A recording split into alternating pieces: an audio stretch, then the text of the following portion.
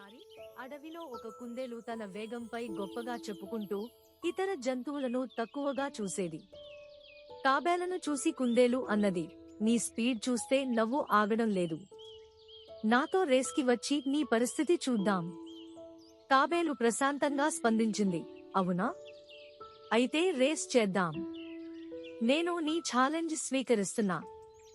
అడవి జంతువులందరూ ఈ రేస్ను చూడడానికి చేరారు. రేస్ మొదలయ్యింది. కుందేలు చాలా వేగంగా పరిగెత్తింది, తాబేలు చాలా వెనుక పడిపోయింది. కుందేలు ఆనందంగా ఓ చెట్టు కింద నిద్రపోయింది. తాబేలు ఇంకా ఎంతో టైం తీసుకుంటుంది.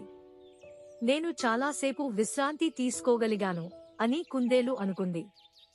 మరోవైపు తాబేలు ఆగకుండా నెమ్మదిగా కానీ నిరంతరం ముందుకు సాగుతూ ఉండింది. కుందేలు నిద్రలేవేసరికి తాబేలు ఫినిష్ లైన్ దగ్గరికి వచ్చేసింది. కుందేలు ఉత్కంఠగా పరిగెత్తింది కానీ చాలా ఆలస్యమైంది. తాబేలు అప్పటికే రేస్ గెలిచింది. అడవి జంతువులంతా తాబేలను హర్షధ్వానాలతో అభినందించాయి. కుందేలు సిగ్గుతో, నీవు నెమ్మదిగా అయినా నాకంటే మంచి నిర్ణయాలతో ముందుకు సాగావు. నిజంగా నీ విజయం గొప్పది అని అంగీకరించింది.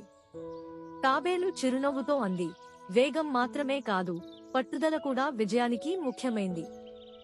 కథ నిబంధన: నెమ్మదిగా కానీ స్థిరంగా ముందుకు సాగితే గెలుపు నిశ్చయం.